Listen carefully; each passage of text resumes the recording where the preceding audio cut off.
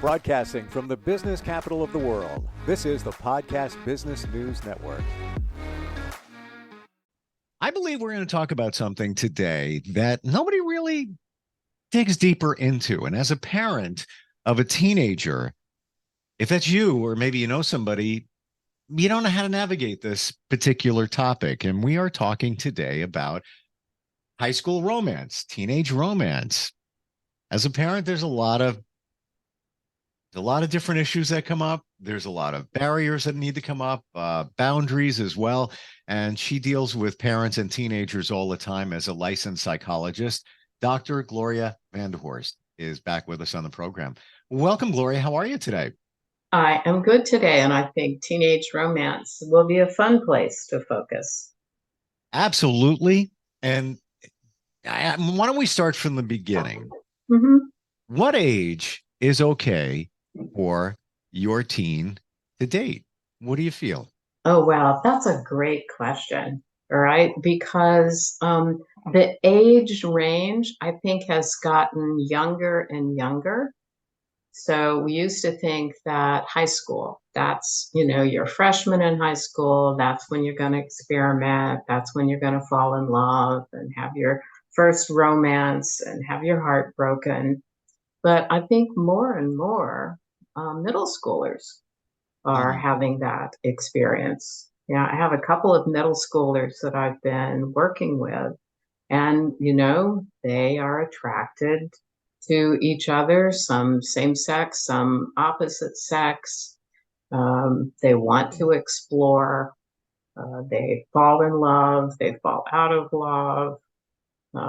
They get really, really moody about the relationships, or they get scared about relationships. So I think the age range is younger than when you were in high school or when I was in high school. I think it was definitely something that we looked at and parents thought about when the child hit high school age. But now I think you have to be prepared for that experience in middle school.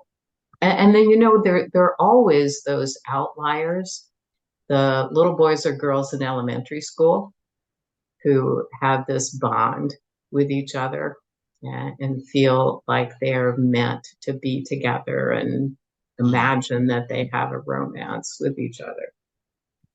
I'm getting visuals as we're talking, and I believe for me, 8th grade, Vicky Scorzelli and my friend Mike Harrison, he was dating her friend, and we would always make sure that we had Dynamints in our pocket back then. Basically Tic Tacs in case a kiss was coming. You bought it at the school store. But as a parent, when, let's say, your middle schooler has a crush on somebody, how do you handle it? Do you encourage it? Do you discourage it? I have some friends who say to their daughter, you're not dating until you turn 16. And right now she's 15. And they just that's it. That's the way, what's happening here. How do you make that decision? I think it depends on how you define dating, right? So these people go to school together, or they're in different schools, but they hang out together because they see each other at sports events or at club activities, all right, or maybe at the local Y. I mean, they know each other from the swimming pool or the tennis court. And so it depends on how you define dating, because they're going to hang out with each other. You're not present. All right. So let's say they meet at the tennis court because they're taking tennis lessons. Right. And so they're going to spend some time walking around that area. They're going to try to find some quiet place where they can just chat with each other. They're actually in the process of dating each other. Okay. They're not calling each other and saying, will you go out with me to this particular place? But they're definitely doing that dating exploration. And so I don't think that, I think if you're a parent and you put some kind of a rigid rule out there, what every adolescent will do is challenge that. Sure. Right? I mean, we're designed to do that. That's what adolescence is all about. We need to explore all the different parts of our character and our personality. I went through it, right? You change your hair, you change your clothes. I remember the jeans jackets with all the little, metal Pins. Yep. And things. jeans jeans jackets are back, just saying. Are they back? They are. Yeah. Yeah, they are. So you said the key word, and I was thinking it, exploration. Right. So, all right, we'll center on middle school for the moment, but I think it applies It older. applies to high Um, school as well. you're hanging out with somebody, you like their company. Hmm.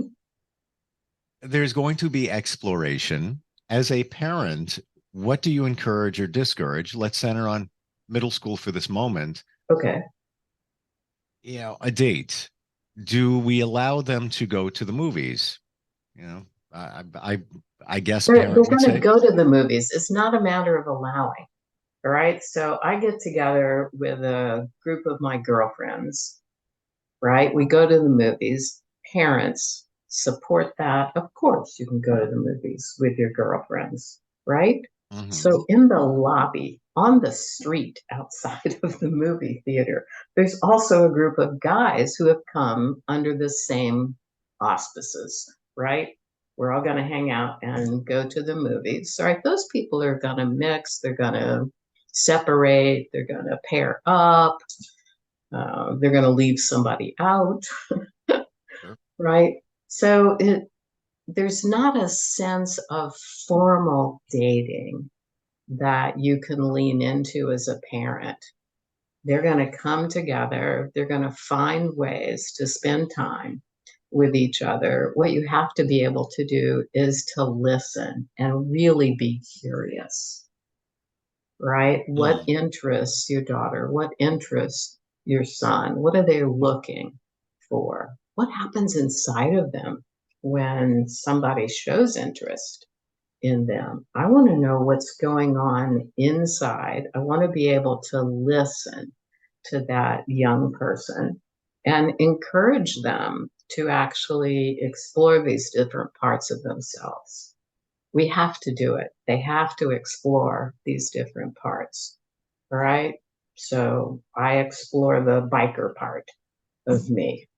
All right. I explore the debutante part of me. I explore the serious scholarly part of me. All right. And there are boys that are doing the same thing. We match. All right. We develop relationship. We chat with each other. We figure out, does that part really fit me? I want to hold on to that part. And I think the problem in parenting young Mm. teenagers is that we don't realize how important that exploration is. We want to guide them. I want you to go down this path. And we tend to do that for safety. Yeah. I want to keep you safe. I don't want you to get emotionally hurt. I don't want you to get physically hurt. I don't want you to get into some kind of trouble, either with your body or with your actions. And we get scared. And that's not a healthy way to parent. If I parent out of fear, right, I need to take that fear to my friends, my husband, to my therapist, to other places where I can communicate that fear, process that fear. But with my teenager, I want to be interested in what they're bringing to me.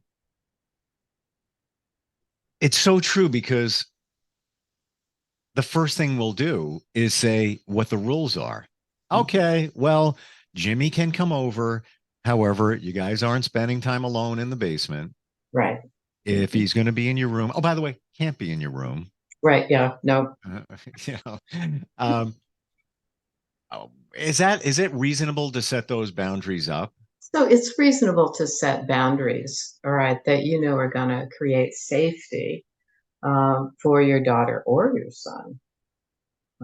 It's reasonable to set those kinds of boundaries, but I'm really talking about the way that you are curious about what interests your daughter in looking at this particular guy, right? He's kind of scruffy, and his hair is too long, or he hasn't washed it recently, right? Sure. So you're worried.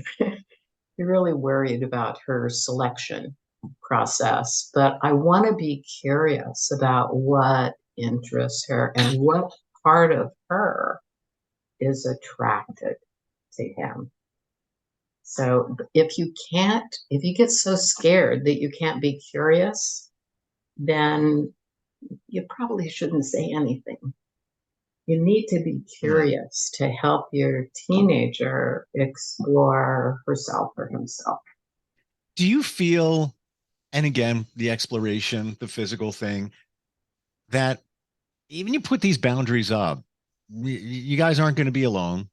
You're not going to do this. You're not going to do that. It's going to happen anyway. They're going to find a way. Yeah, they'll find a way. Yeah.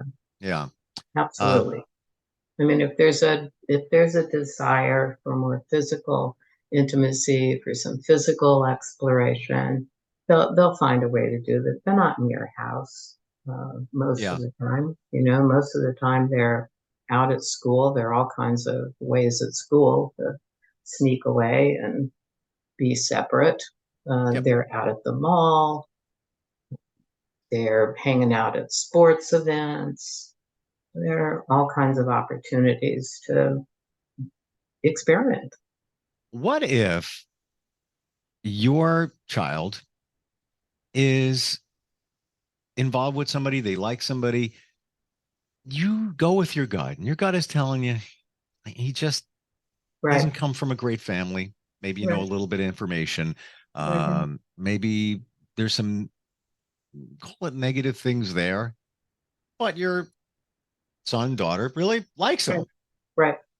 But as a parent inside, and I think we have that parental radar that's going off like, this one. What do you do? Do you just let it play itself out? I don't think you just let it play itself out. Once again, I want to be very curious about what part of my daughter is attracted to this person. And so I'm gonna do some probing. Okay. All right. Tell me how you feel. Tell me what you experience. Tell me what part of you is really interested in this guy. What's the highest experience? What's the lowest experience with this person?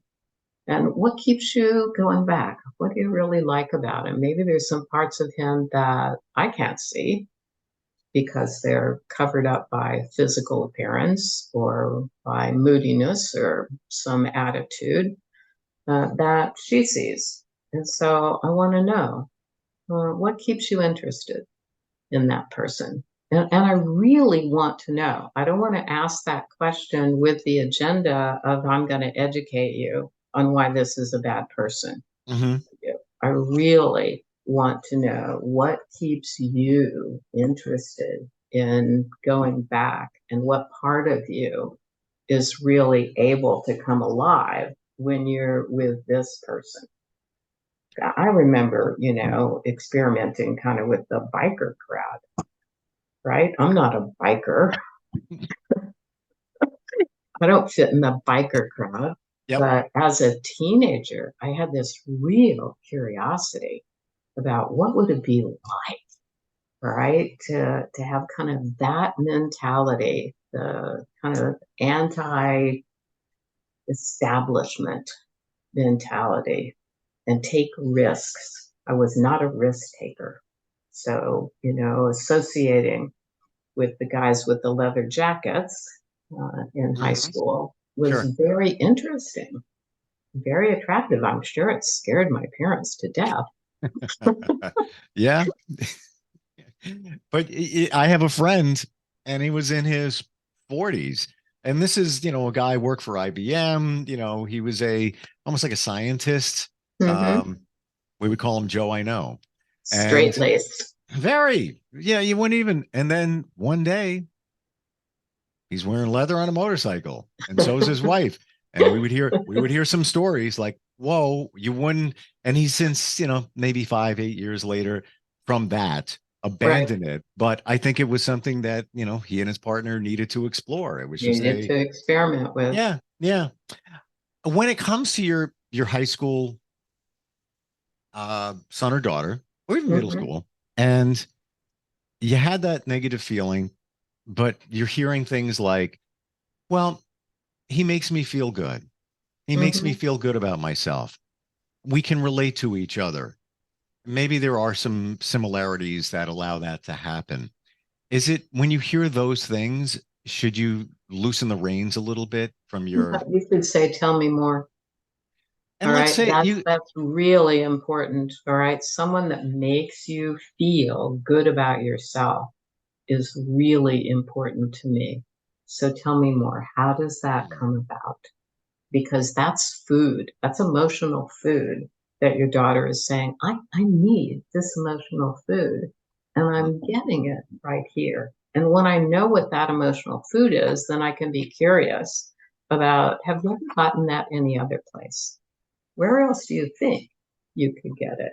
And if you haven't gotten it any other place, why do you think you haven't? where I'm going with that, and I love that term, emotional food. If you're feeling that it's not a great fit for your kid, Hmm. Hmm. when you hear some of those things and they sound reasonable, is it okay to say, "Oh, all right, it it makes them feel good, and Hmm. it's logical, even though my gut is telling me not a good not a good Right, person, so to right. speak, or maybe there Hmm. were some family issues you're aware of that where this person Hmm. comes from. Is it okay at that point to say, all right, maybe not a full blessing, but just say, okay, all right, kind of Yeah, let it. well, I have to be transparent. All right. So if my gut is telling me this is probably not a good place for her to hang out for a very long period of time, I don't want it to go any deeper than the experiment that she's running right now. I have to be honest about that. Mm, Not preachy, but honest. All right. There's something about this particular guy that hits me right in the gut.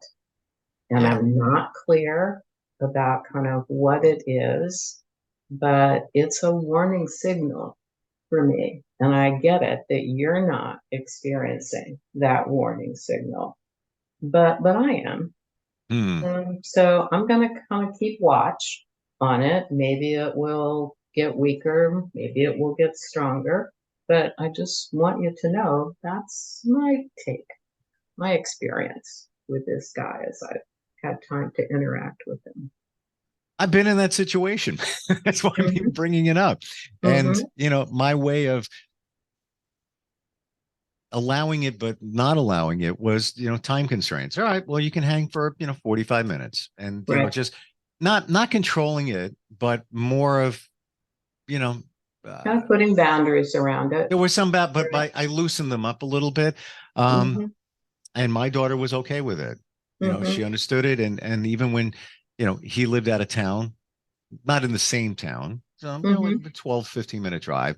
And I would allow her to hang out. But I would, and of course, as I knew, it played itself out, in a period Right. of time, and then that was that. And I But think that's the hardest part for parents. We get scared and we kind of panic a bit. And so we want to be forceful, right? We want to manage, we want to control. It is so hard to let the experiment keep going and do what you did, all right, which is to kind of put fences around what time, what places, mhm. with whom. And our kids need to be able to experiment with these different pieces of their personality. I It's agree. developmentally the right time to do it. And if I don't help my child do it then, they're going to do it later. Those pieces don't disappear. They're going to do it later. All right. So if I want to hang out with the bad guys and I don't get that opportunity, that makes me vulnerable as an adult to really do something that is bad, that is illegal. Yeah. All right. I steal money from my boss. I just shave a little, right? Not a lot. And he never notices. All right. I do it for years, right? And he just never finds out. That's because I never got to experiment with that part of me early on. Well, to your biker situation, it was something that was in you, and you're curious, so Right. it played itself out. But I always get reminded from my friends and I have a half a handful of friends that I've been connected with since high school. Close ones. There's more, Nice. but the ones that you really share the stuff with, maybe a handful. And they always remind me, I remember when you were a kid. Remember what you were doing? I'm like, yeah. Oh, you're right. Right. And that's the other part of it. Parents typically are reluctant to share with their teenagers the experiments that they ran. But it's healthy to share with your teenager at appropriate times when they're heading in that direction and you went there too. That's a tough one. That is a tough one. But it normalizes it. It does. It normalizes it. This is what you're supposed to be doing at this developmental stage. And here's how I did it. And here's what I experienced and where I went next and why, right? Why didn't I stay with this crowd that's, stealing things from 7-Eleven and laughing about it and thinking it's really cool? How much?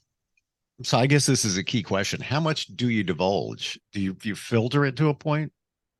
I think everybody is going to filter to a point.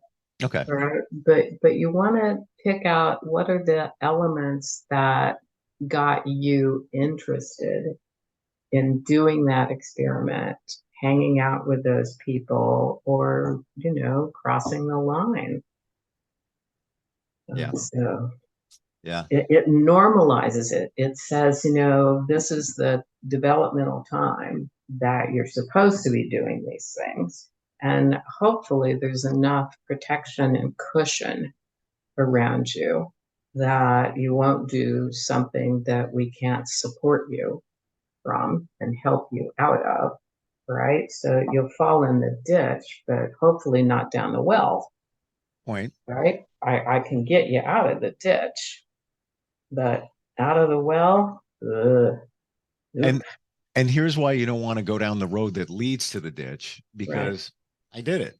I've been there and I see it. And I don't care who you are. You might think your teen is my teen's, gets 99, 100 on every test. And they are, just they're wonderful. I trust them fully. Yes, but they're learning and growing. And I had somebody close to me felt that way. And I'll never forget, and this is in the past 5 months, 4 months, being on the phone with her and her 17-year-old, just turning 17, found in the garbage can in her room a condom, pregnancy test, negative. But for those who think not, right, you can't. Yeah, we're all human beings, right? And kids want to experiment. So I am generally concerned when a parent brings kind of the perfect teenager, the one that is trying to do all the right things, but is really containing tons and tons of anxiety. That's got to have a place to go, and it's not going to go anyplace pretty. Trust me. And anxiety is not only for adults, but rampant in adolescents Right. nowadays. So, yeah, that's that we have those challenges as well. Um, not easy to be, not easy to be a parent, but not easy to be a teen Not easy to be nowadays. a teenager Yeah. either. Not easy at all, particularly in this day and age with all of the software Yeah. available. You don't know where to put limits, and you don't know what rabbit hole you're going to head down. That's why it's so important to have conversation with your teens and to be able to ritualize conversation. Find a way to spend that time with your team so that they have an opportunity to share things with you and you have an opportunity to build a connection with them. Hmm. The connection as a teen is very different from the connection as a child. So you have to kind of start a new building with And them. and there's that classic blend between being the parent, but also being somewhat of a friend, more the parent than the Hmm. friend. But yeah, there are some parents out there that reverse it. I'm the Hmm. friend and I'm the parent. Obviously, not the best way to go. Right. Yeah, we need to find a balance so that we, still hold boundaries and limits, but we let our teenager know that we're also human. We're vulnerable, right? We've experimented in the past. We didn't know what we know now when we were 16, 14, 12. Um, it's an evolution. And you have to run experiments to figure out what's your character? What do you like about yourself? Is it reasonable? Final question on this. As a parent, telling your child, teen, um, I'm not you, but I've done a lot of the same things and I've learned from them and I'm sharing it with you. Is that reasonable or is it just you being preachy? Oh, that's very healthy, Okay. right? To be able to share some of your own teen experiences and why you were motivated to do that, what Hmm. you experienced, what you took away from that experience. It's really important that they know you're a real human being. I try to do that, but I wonder if it's resonating. But even if there's some pushback, or if you get you're not me though. How could you even understand? I'm not you. And I can't fully understand because we're two totally different people, and every situation will never be the exact Right. same. Mhm. However, there are similarities, and this is what I learned. So you might want to just keep that in the back of your mind the next time you're confronted with a situation where you have to make a choice. Gloria, how do we find you? What's your website? So the website is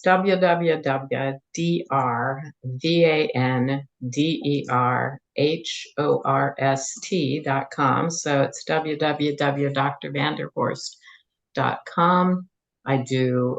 You can go there and sign up for my blog. I do a blog once a month, and once a week I post things all over Instagram, Facebook, LinkedIn.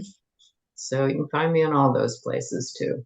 Love it. Love talking with you, and also the fact that you've been around for a while. You've got a lot of Yeah, experience, I do.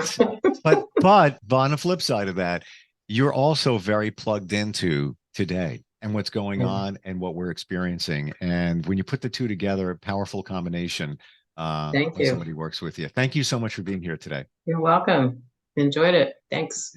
Are you looking for even more of the podcasts and hosts that you love? The Podcast Business News Network is proud to announce that you now have even more ways to listen live. Check out the MyTuner Radio, online radio box, and Simple Radio apps on iOS and Android, or find us online. Search for Business News Network on mytuner-radio.com, or search Podcast Business News Network on streama.com and onlineradiobox.com/US. Take your podcast on the go and don't miss a minute of the action.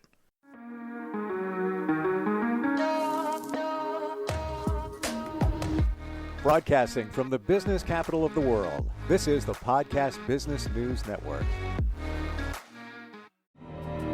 For nearly 2,000 severely injured veterans, everyday life has become filled with barriers. Day-to-day simple tasks can become pretty daunting. I have to carry my chair up 2 flights of steps or have somebody do it for me. What scares me the most is just the falling. When I'm struggling with my house, I think, to have that one great barrier just knocked down, it's crucial. Home for Our Troops is a wonderful nonprofit that builds a mortgage-free, fully adaptive, handicap-accessible house. And there's no catch. It'll be our very first home that we've ever owned. This is a game changer. This is where your life begins again. We need you to join us in completing this important mission. Please visit hfotusa.org and help build homes and rebuild lives. Because of you, everything's going to be okay.